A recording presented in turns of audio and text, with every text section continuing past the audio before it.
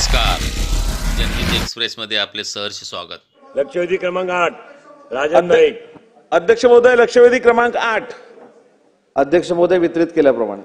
अध्यक्ष महोदय, स्पेसिफिक सन 2006-2009 या 3 वर्षाच्या कालखंडामध्ये तत्कालीन नालासोपारा नगरपालिकेच्या हद्दीतील मौजे आचोळे येथील एसटीपी आणि डम्पिंग ग्राउंडसाठी आरक्षित असलेल्या खासगी जागेवर विकासकाने अनुकूल इमारती उभ्या करण्याचे काम केले। सन 2009 मध्ये महापालिका स्थापन झाल्यानंतर महापालिकेतर्फे त्या बिल्डिंगला घरपट्टी, पाणीपट्टी आकारण्यात आली व इतर नागरी सुविधा देण्यात आला। अध्यक्ष महोदय, येथील नागरिकांनी आपल्या कष्टाचे, मेहनतीचे पैसे लावून तेथे घर घेतले आणि ते सुखात राहत होते।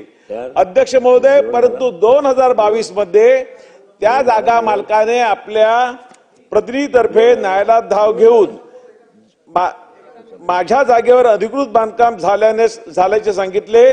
न्यायालयाने ह्या इमारती आरक्षित जागेवर अनधिकृतरित्या उभारल्या गेल्यामुळे तोडण्याचे आदेश दिले। या आदेशाचे पालन करत महापालिकेने इमारतीवर तोडक कारवाई केली। अध्यक्ष महोदय, राजन नाईक, प्रश्न विचारा, तुमचा प्रश्न सुटेल। प्रश्न स्पेसिफिक प्रश्न आहे। या आदेशात रहिवासी सर्वोच्च न्यायालयात गेले, सर्वोच्च न्यायालयाने तो आदेश कायम ठेवत त्यांचे पुनर्वसन करता येईल का याची शक्यता ही तपासून पाहण्याचे सांगितले। माझा स्पेसिफिक प्रश्न अध्यक्ष महोदय असा आहे की येथील लोकांचे पुनर्वसन केले पाहिजे। 2 वर्षापूर्वी म्हणजे 2 दिवसापूर्वी कल्याण डोंबिवलीमध्ये, जसा कल्याणी डोंबिवलीमध्ये जी 65 बिल्डिंग होत्या त्या संदर्भात तो निर्णय झाला। त्या संदर्भात 3 निर्णय झाले। एक, तिथे जर अनधिकृत इमारती असतील त्या अधिकृत कशा प्रकारे केल्या जातील ह्याविषयी चर्चा झाली।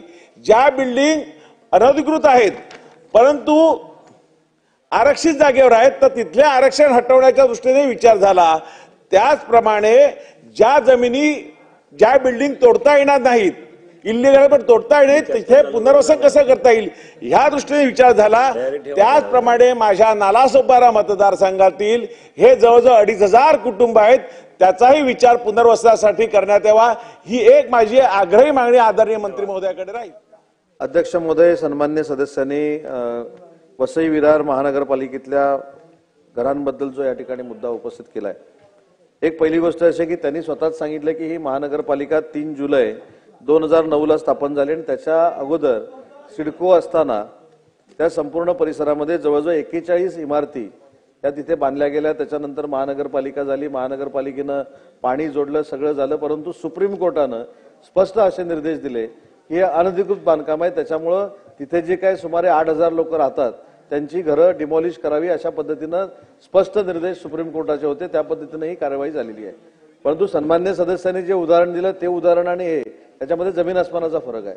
याच्यामध्ये पुनर्विकास जर करायचा असेल आणि त्यांचं पुन्हा त्यांना घरं द्यायची असतील तर याच्यामध्ये मला असं वाटतं की महसूल मंत्री चंद्रकांत बावनकुळे साहेबांनी काही दिवसापूर्वी एक बैठक घेतलेली आहे एक धोरण निश्चित करण्यासाठी। त्याच्यासाठी काहीतरी धोरण निश्चित करावं लागेल। त्यासाठी म्हाडाला बरोबर घ्यावं लागेल, सिडकोला बरोबर घ्यावं लागेल, त्या सगळ्या एजन्सीना बरोबर घेऊन हे आपण पुनर्वसन करू शकतो का याची तपासणी करावी लागेल आणि तपासणी नंतरच योग्य तो निर्णय घ्यावा लागेल। परागळवणी मंत्री महोदयांनी आताही म्हटलंय, लेखी उत्तरात सुद्धा दिलंय की या संदर्भामध्ये कुठलंही धोरण नाही।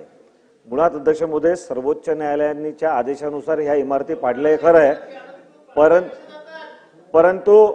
परंतु अध्यक्ष महोदय, सर्वोच्च न्यायालयाने आवडसाहेब चला चला चला प्रश्न विचारायचे, चला विचारतायत सदस्य, प्रश्न विचारतायत सदस्य, प्रश्न विचारतायत, चला कमाल आहे आवडसाहेब, चला चला आपण विचारा प्रश्न। खाली बसून बोलतायत त्याच्याकडे बघू नका। माझा माईक वरच्या आवाजापेक्षा तुम्ही खाली बसून बोलता तो आवाज जास्ती आहे, त्यामुळे मला थोडा त्रास होतो। प्लीज प्लीज प्लीज अध्यक्ष महोदय, सर्वोच्च न्यायालयाने स्वतः ह्याच आदेशामध्ये असे निर्देश दिले की यांचं पुनर्वसन करता येऊ शकतं का याची पडताळणी प्राधिकरणांनी करावी। त्यामुळे सर्वोच्च न्यायालयाने हे सुद्धा म्हटलंय की यांचं पुनर्वसन करावं। अध्यक्ष महोदय, यामध्ये काय ही सगळी मिलीभगत आहे। मालकाला माहित नव्हतं का की इथे इमारत बनते आहे, इमारत बनवू द्यायची, इमारत स्वतः बांधण्यामध्ये संगनमतामध्ये भाग घ्यायचा आणि त्याच्यानंतर पुन्हा सुप्रीम कोर्टापर्यंत जायचं आणि इमारत पाडण्यासाठीचे आदेश आणायचे. हा खेळ अध्यक्ष महोदय आहे. मला या निमित्ताने ही सूचना करायची आहे. हा आरक्षित भूखंड आहे, हा आरक्षित भूखंड आहे, परंतु अद्यापही संपादन झालेला नाही.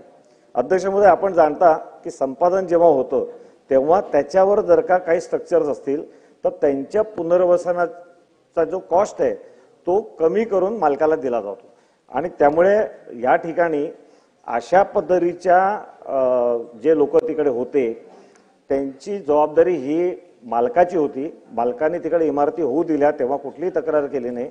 आणि त्यामुळं पहिला प्रश्न की या भूखंडांच्या संपादनाची कारवाई शासन करणार का, नंबर 1. आणि नंबर 2, ते संपादन करत असताना मालकाकडून हा पुनर्वसनाचा खर्च वसूल होणार असल्यामुळे या बाधित लोकांनाचं पुनर्वसनाची जबाबदारी सरकार घेणार का आणि त्यासाठी धोरण बनवणार का.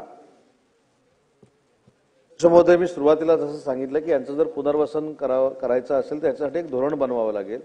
सगळ्या एजन्सी ज्या आहेत जी घरं देतात त्या सगळ्या एजन्सींना सोबत घ्यावं लागेल आणि त्याच्यानंतर एक विस्तृत धोरण बनवूनच योग्य ती कारवाई करणं याच्यावर योग्य ठरेल. म्हणून मी असं म्हटलं की धोरण करण्याच्या संदर्भामध्ये शासन त्याच्यामध्ये निर्णय करेल आणि धोरणानंतर नक्की त्याच्यामध्ये काय आहे हे बघूनच धोरण निश्चित करावं लागेल. कारण ही महानगरपालिका कधी झाली, हे आरक्षण कधी होतं, आरक्षणावर कोणी बांधलं, हे सगळं रेकॉर्ड सुप्रीम कोर्टाकडे आहे. आणि सुप्रीम कोर्टानं थेट हा निर्णय दिला नव्हता. जो उच्च न्यायालयाने निर्णय दिलेला होता त्याच्या विरोधात काही मंडळी गेल्यानंतर उच्च न्यायालयाचा निर्णय हा सुप्रीम कोर्टानं कायम ठेवलेला होता. आणि त्याच्यामध्ये पुनर्वसनाच्या बाबतीमध्ये सरकारनं असं म्हटलेलं आहे की पुनर्वसन करण्याच्या दृष्टीमध्ये योग्य तो निर्णय हे घेणार आहे, परंतु ते धोरणच नाही.